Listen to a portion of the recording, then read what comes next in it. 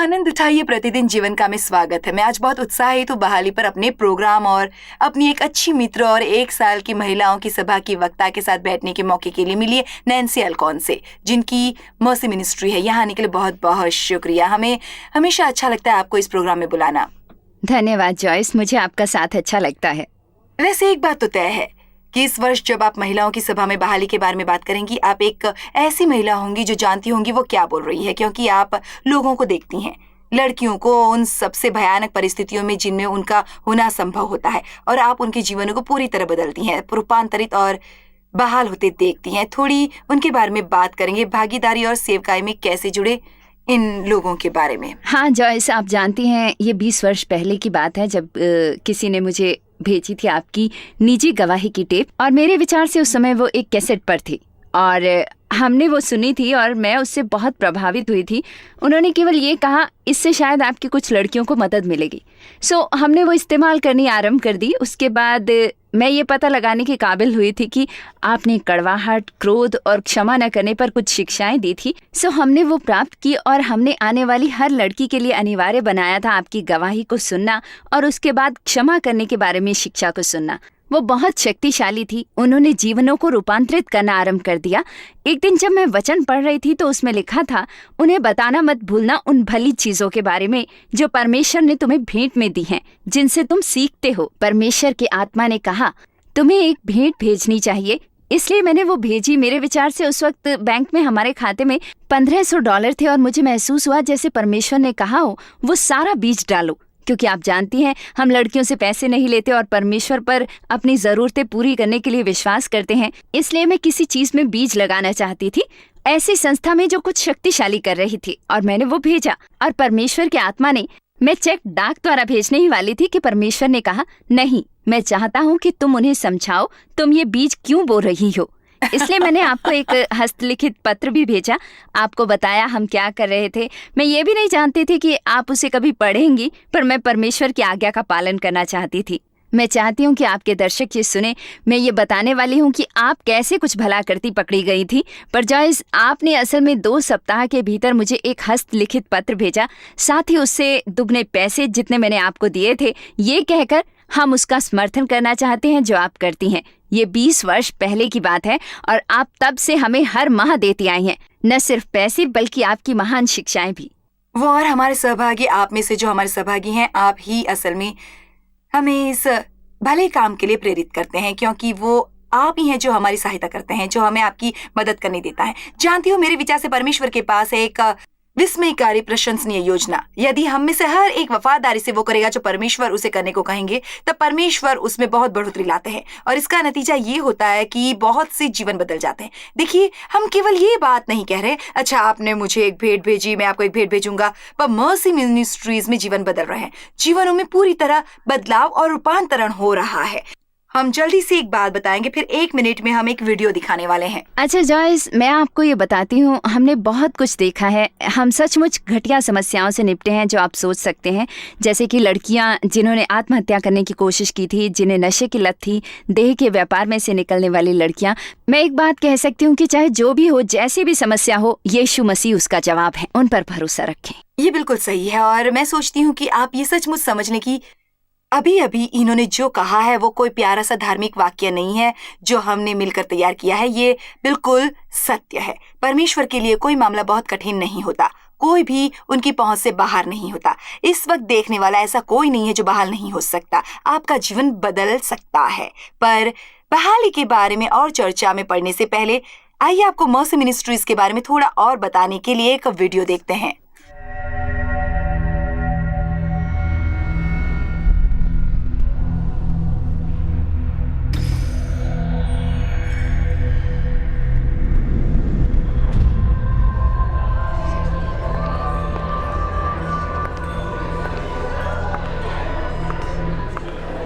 मेरी बहन एक चीयर लीडर थी। वो पढ़ने लिखने में भी आगे रहती थी।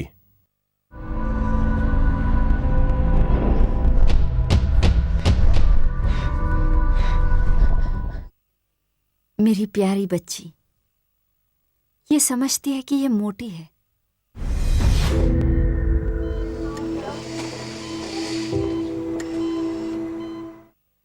मुझे लगता था जैसे मैं अंदर से मर रही थी और किसी को खबर नहीं थी। मैं सोचती थी कि ऐसा कोई नहीं है जो मुझे समझ सकता था।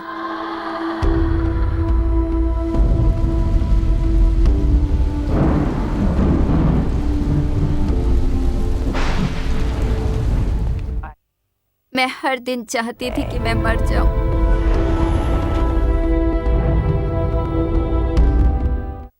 मुझे लगता था मेरा अपना कोई नहीं है। मैं मरना चाहती थी। मेरी माँ लॉस एंजलिस में पढ़ाती थी। मैं नहीं जान पाई मेरे पिता कौन हैं। मेरे नाना नानी ने मेरा पालन पोषण करने का फैसला किया। उस दौरान मेरे डैडी चोरी चोरी बाथरूम जाते ताकि नशा कर सकें गिरजे में। परमेश्वर मुझे असली नहीं महसूस होते थे। मेरे मामा और मामियाँ मेरी बिल्कुल परवाह नहीं करते थे। एक दिन भी ऐसा नहीं गुजरता था जब वो मेरे साथ दुर्व्यवहार ना करते, मुझे बातें न सुनाते। तेरी माँ को तेरी ज़रूरत नहीं थी, इसलिए तुझे हम पर थोप गई है। और मैं ये सोचकर परेशान थी कि मेरा जीवन एक हादसा था। मेरे डैडी ने ही मुझे कोकीन की लत डाली थी। वे बनते गए दिनों दिन एक बहुत बुरे पापी मनुष्य। उन्होंने कई बार मेरी बहन के साथ छेड़छाड़ की, मेरे साथ भी छेड़छाड़ की कोशिश की थी। जब मैं 12 साल की थी, मेरी मामी ने मुझे एक पुरुष को बेच दिया जो हमारे सामने रहता था। मैंने अपनी कलाई काटनी शुरू कर दी। मैं बहुत नशा करती थी। कोकीन, अब मैंने ब्लीच पी। अफीम, चरस। मैं मर जाना पसंद करती थी। मैं मरना चाहती थी। मैंने ये कहा था, परमेश्वर, यदि आप चाहते हैं कि मैं जीऊं तो आपको ये करना होगा, क्योंकि मैं ये नहीं कर सकती। मुझ में शक्ति नहीं है अपने को इससे बाहर निकालने की। मैंने परमेश्वर से विनती की। मैंने कहा, यदि आप नहीं चाहते कि मैं मरूं तो आपको मेरी मदद करनी होगी। उसके अगले दिन ही मैंने देखा था नैन्सी को TBN पर सीसी वाइनेंस के साथ।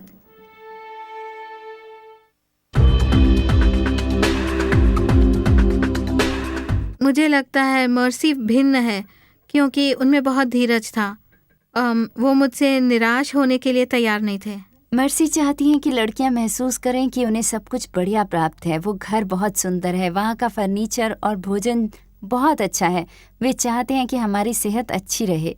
हमारे द्वारा लड़कियों से पैसे ना लेने के 2 कारण हैं। एक ये है कि उनमें से बहुत सी जवान लड़कियां वो मदद प्राप्त नहीं कर सकती जिनकी उन्हें ज़रूरत है यदि उन्हें पैसे देने पड़ते। मर्सी के कई आश्रम हैं अमेरिका में, न्यूजीलैंड, इंग्लैंड और कनाडा में, और हमारी यही कोशिश है कि हम ये आश्रम अन्य कई देशों में भी आरंभ करें। मेरे विचार से सबसे बढ़िया बातें जो मैंने मर्सी से सीखी हैं, एक कि मैं बुरी नहीं हूँ, दूसरी कि मेरे लिए आशा है। कुछ बताऊं, पहले मैं बहुत निराश थी, मैं मरना चाहती थी। मर्सी कोई आम आश्रम नहीं है। आप यहाँ जीवन बदलते देखेंगे, आशा बहाल होते देखेंगे। मुझे विश्वास है कि मैं इसका जीता जागता सबूत हूँ। मुझे पूरा विश्वास है। नैन्सी, ये कहानियां सचमुच विस्मयकारी हैं और सबसे बड़ी बात यह है कि ये कहानियां हैं सचमुच जीवित लोगों की, जिनकी बहाली हो रही है। परमेश्वर उसे लेकर जिससे शैतान बुरा करना चाहता था और वो उसके द्वारा असल में कर रहे हैं उनका भला, और साथ ही परमेश्वर के राज्य के और बहुत लोगों का। हाँ, ये बिल्कुल सच है, क्योंकि आप जानती हैं जब ये लड़कियां आती हैं उन्हें महसूस होता है कि वे व्यर्थ हैं और अयोग्य हैं। फिर उन्हें समझ आती है कि यिर्मयाह 29:11 में कहा है, ये वो योजनाएं हैं जो परमेश्वर की हैं। उन्हें देने की योजना उनकी हानि करने की नहीं, न ही इसकी कि वे अपनी हानि करें, बल्कि उन्हें आशा और एक भविष्य देना। इसलिए वे न केवल क्षमा किए जाने के बारे में समझ रही हैं और मसीह में उनकी पहचान के द्वारा उनके मनों का नवीनीकरण हो रहा है। हाँ। वैसे ही जैसे कभी आप थीं, आपका इस्तेमाल और शोषण हुआ था और आपको महसूस होता था कि आपका जीवन व्यर्थ था, और आज आप सारी दुनिया को प्रभावित कर रही हैं स्वतंत्रता और परमेश्वर के वचन के अनुसार मनों के नवीनीकरण के संदेश के साथ। हम भी बिल्कुल वही संदेश इस्तेमाल करते हैं जॉयस, तभी वो घटित होता है जो हमने अभी दिखाया था। मैंने यशायाह में कुछ पढ़ा था जो सचमुच बहुत बहुत महत्वपूर्ण था मेरे लिए जब मैं स्वस्थ हो रही थी, और ये ऐसा कुछ है जो मैं लोगों को बताना चाहती हूँ। लिखा है कि परमेश्वर हमें देंगे हमारे पुराने कष्टों के बदले में दुगना फल। जरा इसके बारे में सोचिए, आपके कष्टों के बदले दुगना। मैं सोचती हूँ आज कितने लोग हमें देख रहे होंगे, इस वक्त कितने ऐसे होंगे जो कष्टों के बदले दुगना प्राप्त करेंगे। आप थक गए अपने कष्टों से, और आप उनमें से एक होना पसंद करेंगे जो पाना पसंद करेंगे दुगनी आशीष अपने पुराने कष्टों के बदले में। आप पा सकते हैं क्योंकि परमेश्वर के वादे आपके लिए हैं, वो जो कोई भी चाहे उसके लिए है, पर उन्हें पाना इतना आसान नहीं होता। आप हमें बताइए, आप किसी एक लड़की का जीवन चुनकर उसकी कहानी विस्तार में बताइए। जैसे आप कहें, असल में मुझे 2 बातें याद आ रही हैं, पर मैं एक सचमुच जल्दी में बताऊंगी और उसके बाद मैं दूसरी वाली कहानी बताऊंगी।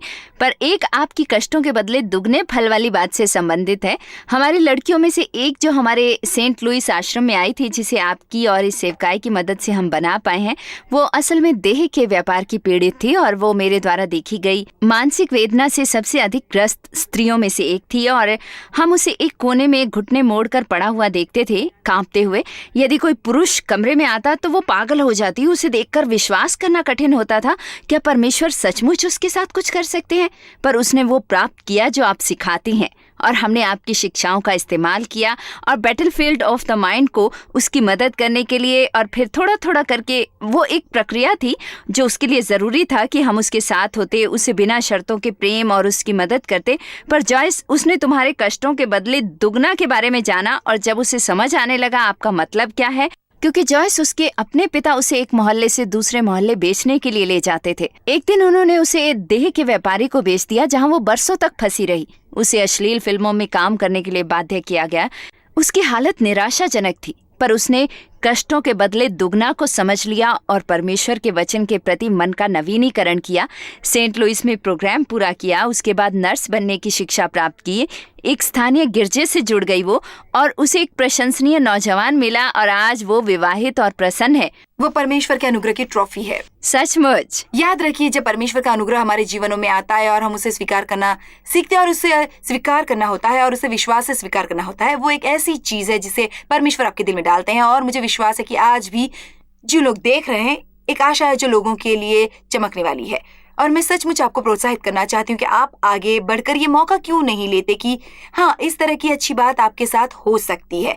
ये जरूरी नहीं कि आप केवल दूसरे लोगों की कहानियां सुनकर, चाहे वो बहुत अच्छी हो या शक्तिशाली होती हैं, क्योंकि वो हमें आशा प्रदान करती हैं, पर मैं चाहती हूँ कि आप आगे बढ़ें और विश्वास करें और इसी वक्त ये कहें, यदि परमेश्वर किसी के लिए कुछ भी कर सकते हैं तो वो मेरे लिए भी कर सकते हैं।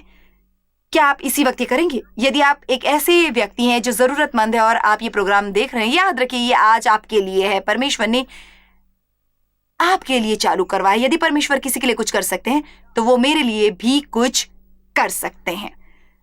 मुझे विश्वास है कि यदि आप इसे समझ लेंगे तो आपको शीघ्र ही कष्टों के बदले दुगना इनाम मिलेगा। आमीन। क्षमा कीजिए, मुझे यहाँ एक छोटा सा ब्रेक लेकर अपने मित्रों से बात करनी है। मुझे इस बात की प्रसन्नता है, क्योंकि वही तो हमारा उद्देश्य है। परमेश्वर लोगों को छूना चाहते हैं, और दुनिया में बहुत से लोग हैं, स्त्रियां और पुरुष दोनों। हाँ, ये अगली पीढ़ी, केवल महिलाएं ही नहीं नहीं, ऐसे बहुत से पुरुष भी हैं जिनका शोषण हुआ था। हाँ बिल्कुल, और वे अपने को बहुत शर्मिंदा और गंदा महसूस करते हैं। और कुछ लोग जो एक साधारण परिवार में हैं, उन्हें सचमुच कभी मानसिक वेदना नहीं सहन करनी पड़ी थी, पर उन्हें महसूस होता है कि उन्हें भुला दिया गया है। मुझे एक नौजवान औरत याद आ रही है, जॉयस, जिसने कई वर्ष पहले मर्सी के आंगन में प्रवेश किया था, और वो शायद एक उच्च मध्यम वर्गीय परिवार से थी, पर वो हमेशा अपने बारे में बुरा महसूस करती थी। उसका खाने पीने पर नियंत्रण नहीं था, वो बागी थी, अपने से नफरत करती थी, उसकी आत्म छवि बुरी थी, पर वो एक खूबसूरत लड़की थी। लेकिन वो अपने को ऐसा मानती नहीं थी, चाहे वो सचमुच थी। इसलिए उसे मर्सी में आए 2 सप्ताह हुए थे, और हम लोग अपनी पूरी कोशिश कर रहे थे उसे बिना शर्तों के प्रेम करने की, और उसने अपने आसपास दीवारें खड़ी कर दी थी, हमें पास ही नहीं आने देती थी। पर याद रखिए, हम परमेश्वर पर विश्वास कर रहे थे और उसके लिए प्रार्थना कर रहे थे, वचन बोल रहे थे, जैसा आपने हमें करना सिखाया है। एक दिन हमारे यहाँ एक मेहमान वक्ता आई थी, और अपनी बातों के ठीक बीचों बीच उन्होंने कहा, तुम मुझे अपने लिए प्रार्थना करने दोगी? सो वो लड़की अपने हाथ बांधकर इस तरह ऊपर गई, मुझे छूने की कोशिश मत करना। सचमुच, पर परमेश्वर उस चुनौती के लिए तैयार थे, जानती हो। इसलिए उन्होंने प्रार्थना करनी आरंभ की, और प्रार्थना के दौरान उनके मुंह से पहली बात ये निकली कि मैंने प्रभु को ये कहते सुना है कि मैं तुम्हें बताऊं कि तुम्हें भुलाया नहीं गया है। और वो कहती रही, तुम्हें भुलाया नहीं गया है, तुम्हें भुलाया नहीं गया है। उसके बाद हमने क्या देखा कि वो नौजवान लड़की धरती पर पड़ी हुई थी और रोती जा रही थी। मुझे उस वक्त समझ नहीं आया कि उसने ऐसा क्या प्रभावित किया है इसे। पर सिखाने की वो सभा खत्म होने के बाद वो ऊपर आई और मैंने देखा उसके पूरे हाव भाव बदले हुए थे। वो हमेशा लंबी बाहों वाले कपड़े पहनती थी, इसलिए हम जानते नहीं थे कि उसकी बाह पर क्या था। उसने अपनी बाह ऊपर की तो उस पर स्वयं को हानि पहुंचाकर और चाकू से गोद कर भूले बिसरे शब्द गोदा हुआ था जॉयस उसकी बाह में। और वो पूछने लगी, क्या आप ये जानती थी? क्या आप मेरे बारे में ये जानती थी? इससे उसने निष्कर्ष निकाला, परमेश्वर मुझे जानते हैं और मुझे वहीं आकर मिलेंगे जहां मैं हूँ। उसका दिल चंगा हो गया, उसका जीवन बदल गया। ये एक बहुत महत्वपूर्ण मोड़ था। जब वो मर्सी से निकली तो परमेश्वर के वचन से भरपूर थी। उसके मन का मसीह में उसकी पहचान के प्रति नवीनीकरण हो गया था और आज वो अपनी पढ़ाई पूरी कर रही है, वॉशिंगटन राज्य में यात्रा करती है, अपनी कहानी बताती है। उसने एक सभा में मेरे साथ गवाही भी दी थी और वो 2 वर्ष पहले मर्सी की 25वीं वर्षगांठ पर भी आई थी और वो मेरे पास दौड़ती हुई आई। उसने कहा, मैं समझ गई कि यदि परमेश्वर मेरे दिल को चंगा कर सकते हैं तो मेरे दागों को भी चंगा कर सकते हैं। देखिए, ये गायब है। मैंने प्रार्थना की और परमेश्वर ने मेरे दाग ले लिए। परमेश्वर ऐसी किसी चीज से हैरान नहीं होते जो हमारे जीवन में होती है। असल में उसके होने से पहले ही उनके पास पहले ही उपाय होता है, सुलझाने का तरीका होता है। उसके होने से पहले ही परमेश्वर के पास पहले से ही तरीका होता है जिससे उसे पलट सके। हमें केवल उन पर विश्वास करना होता है। मैं चाहती हूँ कि आप इस वक्त विश्वास करें कि आपको भुलाया नहीं गया है। चाहे आप जो भी हैं और चाहे आप दुनिया में जहां भी हैं, आपको भुलाया नहीं गया है। मुझे विश्वास है कि आज परमेश्वर के आत्मा ने आपको ये प्रोग्राम चालू करने के लिए प्रेरित किया है ताकि आपको ये वचन मिले कि आपको भुलाया नहीं गया है। शायद आप बहुत लंबे समय से किसी चीज के लिए प्रार्थना कर रहे हैं और आपको महसूस हो रहा है कि परमेश्वर आपकी नहीं सुन रहे। वो सुनते, उनके पास योजना है। एक छोटा सा ब्रेक लेकर हम लौट कर आने पर हम नैन्सी के साथ चर्चा जारी रखेंगे और कुछ और आश्चर्यजनक गवाहियां सुनेंगे परमेश्वर की बहाली करने की इच्छा के बारे में।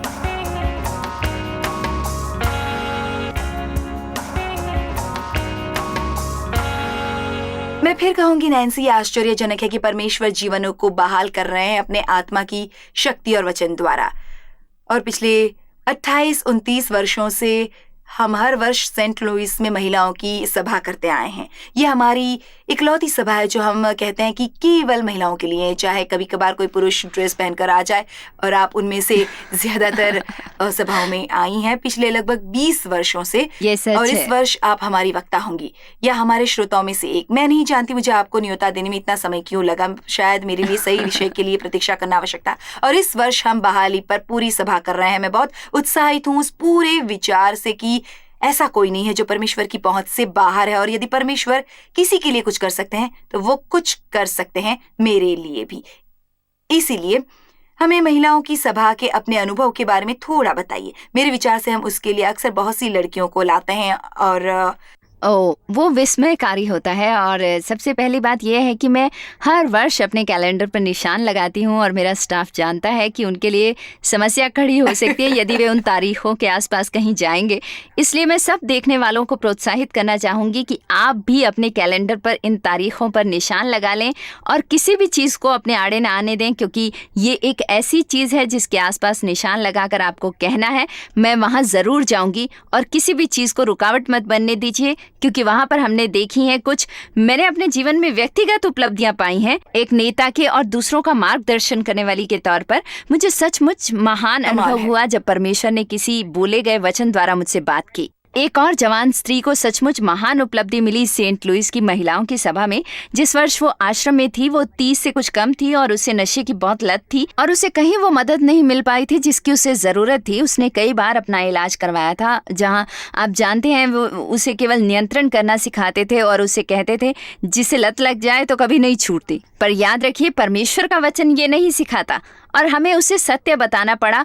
पूर्ण सच परमेश्वर के अनुसार आपके पास एक चुनाव होता है। आप उद्देश्य पूर्वक वो चुन सकते हैं जो आपको सोचना है, पर आप उद्देश्य पूर्वक चुनाव कर सकते हैं उस पर विश्वास करने का जो परमेश्वर के वचन में लिखा है। सो जो कोई मनुष्य मसीह में है वो नई सृष्टि होता है और पुरानी बातें सब गुजर गई होती हैं, सब बातें नई होती हैं। और हम इस लड़की को कहते हैं, तुम्हारी आंखों का तुम्हारे सर के सामने होने का एक कारण है। परमेश्वर नहीं चाहते कि तुम पीछे देखो। आपके अतीत को, आपके भविष्य को बर्बाद नहीं करना चाहिए। सो ये लड़की सभा के बिल्कुल बीच में थी और मुझे अच्छी तरह याद नहीं कि वो क्या था जिसने उस पर असर किया, पर परमेश्वर का वचन परमेश्वर का वचन है और वो शक्तिशाली होता है, वो कभी निष्फल नहीं लौटता।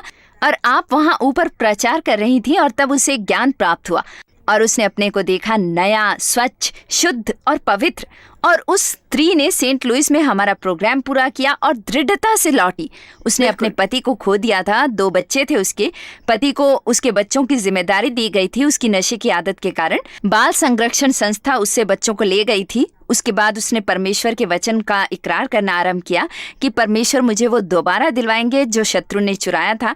मुझे मेरे बच्चे वापस मिलने वाले हैं। आप जानते हैं, मेरा अतीत गुजर गया है। वो एक स्थानीय गिरजे के साथ जुड़ गई, सेवा करना, दान देना आरंभ किया, अपना जीवन उद्देश्य पूर्वक जीना आरंभ किया और उन विचारों को चुनना आरंभ किया जो उसे सोचने थे। उसके व्यवहार में बहुत अंतर आ गया। इसलिए उसने और उसके भूतपूर्व पति ने ये व्यवस्था की कि वे मशवरा लेने जाएंगे ताकि अपने बच्चों के लिए अच्छे माता पिता बनने में मदद मिले। और जैसा कि परमेश्वर ने करना था, उसकी इस बारे में कोई योजना नहीं थी, पर वो एक बार फिर उससे प्रेम करने लग गया था। इसलिए एक दिन वो चीज की एक फैक्ट्री में अपनी माँ के साथ खाना खा रही थी। शर्तिया उसके पति ने उसकी माँ की जानकारी से योजना बनाई थी। सो वो अंदर आया अपने दोनों बच्चों, एक छोटा बेटा और एक छोटी बेटी के साथ। वो चीज की एक फैक्ट्री के ठीक बीचों बीच चलकर आया और अपने घुटनों पर झुक गया, वहीं अपने बच्चों के साथ। और उसने कहा, क्या दोबारा हमसे शादी करोगी? परमेश्वर ने उनके परिवार को दोबारा मिलाया और ये कई वर्ष पहले हुआ था। वो पूरा परिवार परमेश्वर के प्रति समर्पित है और ये बहुत खूबसूरत उपलब्धि है। मैं सचमुच मानती हूँ कि हमारे लिए बहुत महत्वपूर्ण होता है जीवन में कई मौकों पर कुछ समय अलग से रखना और उस चीज से दूर जाने के लिए जिससे हम आदी होते हैं और हर दिन करने वाले कामों से, और जाकर परमेश्वर के साथ वो समय गुजारना चाहिए। और शायद कुछ और धर्मपरायण मित्रों के साथ, यदि महिलाएं अकेले यात्रा न करना चाहें पर किसी को साथ लाना आवश्यक नहीं है। अक्सर लोगों की इन सभाओं में अच्छी मित्रता हो जाती है। सच कहती हूँ, आश्चर्यजनक चीजें हो सकती हैं लोगों के जीवनों में परमेश्वर के वचन के द्वारा। जानती हो, जब हम बात कर रहे थे तो मैं सोच रही थी, और अब जानती हैं कि बहुत से लोग मेरी कहानी जानते हैं, पर मुझे विश्वास है कि कुछ देखने वाले नहीं जानते। मैं उसे कम में बताती हूँ। मेरे पिता मेरे साथ शारीरिक छेड़छाड़ करते थे। मुझे याद है, मैं बहुत छोटी उम्र से, पर जब मैं 14 या 15 वर्ष की हुई, उन्होंने असल में आरंभ किया मेरे साथ संभोग करना, क्योंकि तब मैं बड़ी हो गई थी। और मैं एक अंदाजा लगा सकती हूँ, और मैं शायद आपको निम्न स्तर बता रही हूँ। मेरे पिता ने शायद 5 वर्ष में मेरे साथ 200 बार बलात्कार किया। इसलिए ये बहुत घटिया महसूस होता है, घिनौना। जानती हूँ, बहुत समय तक मैं कहती थी मेरा शोषण हुआ था, मेरा शोषण हुआ था। पर एक दिन मुझे महसूस हुआ कि पवित्र आत्मा ने मेरे दिल में कहा, तुम्हें उसे वो बुलाना चाहिए जो है। सचमुच शोषण एक स्वीकृत शब्द बन गया है। मैं आपको बताना चाहती हूँ कि मेरे जीवन में मैंने कई ऐसे मौके पाए हैं जब मैंने सोचा कि मैं कोई भिन्न मनुष्य होती। अब मैं सोचती हूँ, कितने देखने वाले हैं जो इस वक्त सोचते होंगे, काश कि मुझे एक बिल्कुल नई पहचान मिलती, पुराना सब कुछ मिट सकता और मुझे एक नई पहचान मिलती। पर सच्चाई यह है कि नई पहचान मिलती है। जानती हैं, आप इस बात का बढ़िया उदाहरण है। वैसे ही जैसे पौलुस प्रेरित थे, मेरा मतलब है वे बुनियादी रूप में मसीहों के कत्ल करने में लगे हुए थे। इससे पहले कि उनका मसीह से आमने सामने साक्षात्कार हुआ और वे इसका वर्णन करते थे, वे अपने को सब पापियों से बदतर कहते थे। और उन्होंने कहा कि परमेश्वर ने जानबूझकर मुझे चुना ताकि बाद में आने वाले जान सकें कि यदि परमेश्वर मुझे बदल सकते हैं, वे किसी को भी बदल सकते हैं। और आप जानती हैं, आप भी इसका बढ़िया उदाहरण है। वैसे ही जैसे मर्सी में आने वाली लड़कियां, परमेश्वर कहते हैं कि मैं सब तरह का आराम देने वाला परमेश्वर हूँ और मैं ये चीजें सहन करने वालों को प्रशंसनीय तरीके से आराम और शक्ति देता हूँ ताकि वे उस आराम को जो वे प्राप्त करते हैं अन्य लोगों को दे सकें। और इसके अलावा मैं ये कहने का साहस करूंगी कि दुनिया में लाखों स्त्रियां हैं जिन्होंने चंगाई पाई है और मुक्त हुई हैं अतीत की शोषण की समस्या से, क्योंकि आप इच्छुक रही हैं दुनिया में जाने को, टीवी के द्वारा और कई मामलों में व्यक्तिगत तौर पर भी अपनी कहानी बताने कि आपके साथ क्या हुआ था और परमेश्वर ने आपको कैसे बहाल किया, चंगा किया और आपने अपने मन का नवीनीकरण किया। आप अन्य लोगों को वो करना सिखा रही हैं। और जॉयस, यही हमारी लड़कियों की मदद करता है जो हमारे आश्रम में चंगाई के लिए आती हैं। इस देश में भिन्न भिन्न स्थानों पर और दूसरे देशों में ये ज्ञान उन्हें विजयी होने में मदद करता है कि वे अपने मन का नवीनीकरण कर सकती हैं। मुझे इस तरह कहना पसंद है नैन्सी। मैं ये नहीं सोचती कि हम पूरी तरह से चंगे स्वस्थ हो सकते हैं जब तक हम अपने उस चंगे स्वस्थ हुए हिस्से के साथ आगे बढ़कर किसी की मदद नहीं करते। मेरे पास एक छोटा 3 शब्दों का वाक्य है, घायल, स्वस्थ, मदद को तैयार। देखिए, हर किसी को चोट लगती है।